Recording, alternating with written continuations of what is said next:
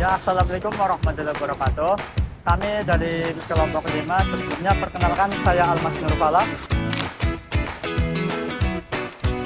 Saya Muhammad Irfan Lutfi Ardiansyah. Saya Malina Sana. Saya Aprilia Wulandari. Ya, sekarang kami lagi di Mikiro. Kami akan mewawancarai salah satu HRD di sini. Mari ikuti keseruannya.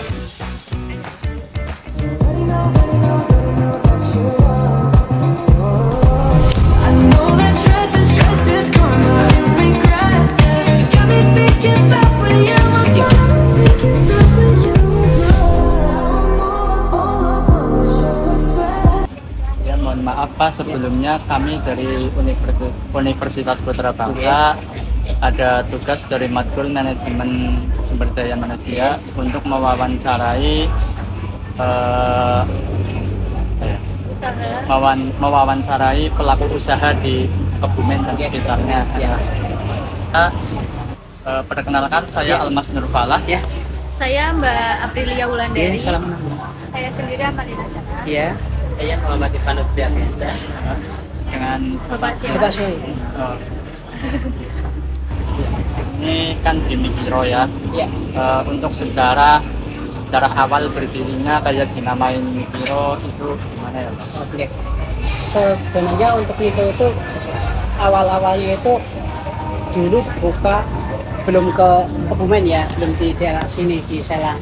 Itu pertama kali owner ya Bapak Andi dan Ibu Ewi itu sempat coba-coba dulu ya, coba-coba buka mungkin kayak semacam food court, jajanan pinggir jalan. Nah, di depan toko burger shop punya beliau itu dibuatkan toko kecil ya untuk nyoba mie level ya, mungkin terinspirasi oleh mie level yang sebelumnya udah ada gitu. Nah, karena ketertarikan itu nyoba-nyoba bikin di rumah, dicobain oleh tetangga, oleh saudara mungkin ya masa enak, baru coba buka di tadi tempat usahanya yang di pinggir jalan. Nah, berhubung mungkin antusiasme masyarakatnya banyak yang kembali lagi gitu. Nah, butuh space yang lebih luas mungkin ya. Kebetulan di Kebumen itu di Selang ini ada yang kosong ya. Dulu bekasnya mungkin teman-teman tahu ya, sambal ayah itu kan, ini kosong ya, kita sewa, kita coba buka di sini. Alhamdulillah antusiasme dari masyarakat itu positif gitu. Namun dilalah kita sempat kena dampak COVID ya, begitu sebulan buka kena COVID ya, untuk pendapatan kan jadi nggak nentu itu kan. Kita sempat berpikir gimana caranya supaya bisa tetap eksis, tetap berjalan. Kita waktu itu sempat melakukan pelayanan antar jemput juga ya, jadi kita tawarin dari pintu ke pintu gitu kan, ada yang mau pesan enggak, kalau ada kita nanti antarkan ke rumah gitu. Sampai mulai normal lagi itu di akhir tahun 2021 okay. Jadi ini bukanya tanggal 16 Juni tahun 2021. Setahun berikutnya di Gombong itu mulai buka tahun 2022 tanggal 28 September okay. Seperti itu mana sejarahnya. Untuk yang terlibat saat ini di Mikiro ada berapa SDM? Kalau untuk SDM sendiri itu selain owner itu mungkin dari saya ya, karyawan total ada sekitar 45-an. Oke, itu terbagi untuk toko Kebumen dan toko Gombong. Seperti itu. Terus untuk sistem perekrutan karyawannya? Oke. Kalau untuk perekrutan itu kita buka info lowongan mungkin by medsos ya, ada IG, ada Facebook, ada WA gitu kan. Kemudian beberapa kali mungkin bukan dari kami tapi dari teman-teman karyawan itu ada yang nge-blast atau mengupload ke akun medsos, contohnya kayak di Infoloka Kebumen seperti itu ya. Jadi untuk informasi itu kita buka lowongan ya by online, kemudian nanti untuk pelamar bisa langsung mengirimkan CV-nya offline ke tempat hard file-nya atau soft file-nya dalam bentuk email seperti itu. Biasanya sih kita untuk perekrutan kurang lebih butuh waktu sekitar 2 mingguan dari pas upload lowongan ya sampai dengan si karyawan masuk itu kurang lebih 2 minggu. Oke. Baik, untuk yang selanjutnya itu ada kayak di sini mungkin ada pelatihan seperti magang gitu atau training SDM atau ada? Jadi boleh diceritakan?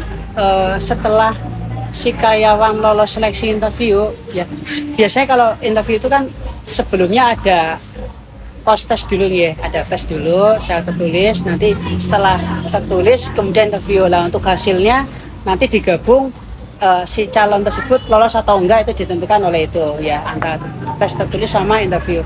Begitu lolos seleksi tes tertulis dengan interview, nanti peserta baru atau mungkin karyawan baru itu ada yang namanya masa training selama 3 bulan.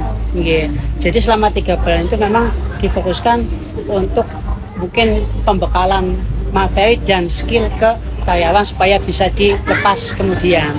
Baik. Untuk jenis-jenis karyawannya sih Pak, tadi kayak ada di bagian apa boleh dijelaskan?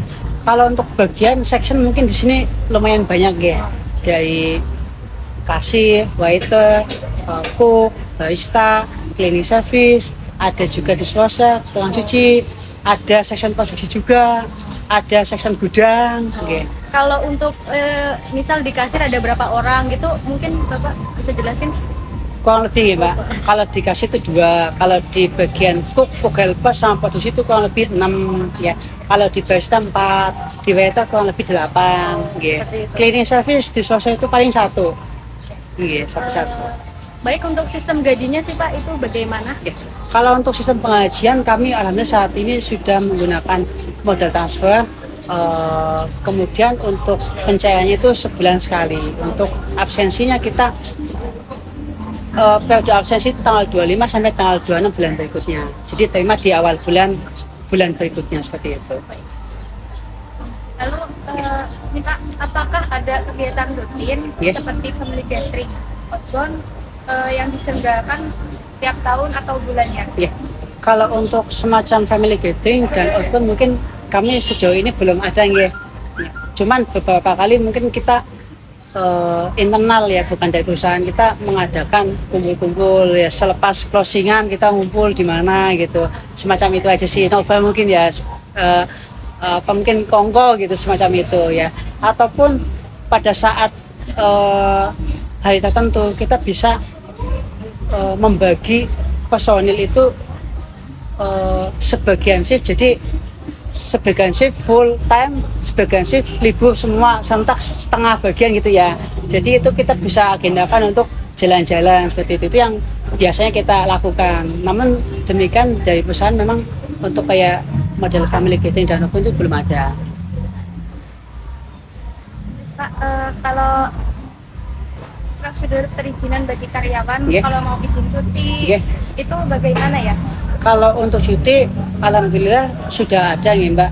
Jadi sistemnya kalau ingin mengajukan cuti, yang bersangkutan harus mengisi form cuti 1 minggu sebelumnya, paling lambat.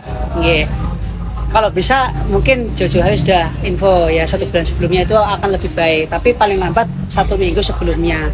Jadi ngisi form cuti, baru nanti kita ACC atau enggaknya seperti itu. Tapi kebanyakan kalau untuk izin cuti kita ACC.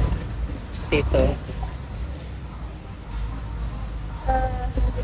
Kalau evaluasi kerja, apakah ada evaluasi kerja secara berkala? Ya, kalau untuk evaluasi kerja sampai saat ini alhamdulillah kita sudah ada sistemnya nih Mbak. Jadi setiap karyawan memang perlu dievaluasi berkenaan dengan masa kerjanya juga. Ini berkaitan untuk perpanjangan atau nanti akan diberhentikan atau diperpanjang dengan pertimbangan seperti itu kita ada evaluasi. Salah satunya kami saat ini ada yang namanya poin checklist karyawan. Poin checklist itu untuk menilai mungkin dari sisi grooming penampilan, dari attitude, kedisiplinan, kemudian kalau untuk evaluasi semacam skill mungkin ya, hasil kerja itu kita bisa lewat praktek dan teori seperti itu. Nah, dari sebelum habis masa kontrak biasanya itu ada evaluasinya. Ya Pak, untuk selanjutnya apakah di usaha Mikiro ini ada reward dan punishment untuk karyawannya? Ya.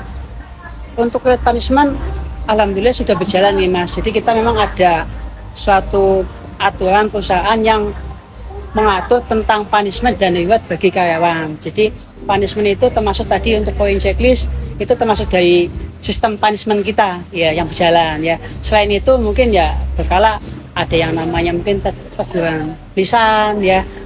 Sekali dua kali nanti ada teguran tertulis ya. Sebelum teguran mungkin teman-teman tahu ya ada yang namanya SP ya. Sebelum SP dilakukan itu kita ada yang namanya surat pernyataan dulu ya. Jadi begitu ada teguran lisan sekali dua kali, nanti yang ketiga surat pernyataan. Nah, baru yang keempat SP1 dan bertingkat seperti itu ya. Yang terakhir ya Pak, Yeah. adakah masukan atau kata-kata motivasi dari Bapak untuk kami para pelajar atau mahasiswa yang sedang berproses belajar untuk membuka suatu usaha? Ya, mungkin untuk motivasinya ya, bagi teman-teman yang sedang menempuh jalur pendidikan ya, tetap semangat belajar ya, karena sekarang dunia digitalisasi sudah semakin banyak apapun kita bisa capai ya, apapun kita bisa dapatkan, apalagi informasi ya, digitalisasi itu sangat mendukung. Nah, dari situ persaingan pasti akan semakin ketat. Nah, terutama untuk teman-teman yang sedang menempuh jalur pendidikan, di kemudian hari pasti akan yang namanya terjun ke dunia usaha mungkin atau dunia pekerja mungkin ya, itu pasti kedepannya akan jauh lebih ketat lagi ya, persaingan akan jauh lebih banyak ya. Tetap semangat untuk belajar ya, selagi ada waktu bisa dimaksimalkan untuk belajar, mungkin belajar secara teori bisa, praktek pun bisa gitu kan ya. Mungkin itu Mas motivasinya ya. Ya mungkin cukup sekian wawancara dari kami. Terima kasih untuk kesempatan juga ilmu yang sudah diberikan. Mohon maaf Terima kasih kembali Mas. Terima kasih Mbak. Terima kasih Pak.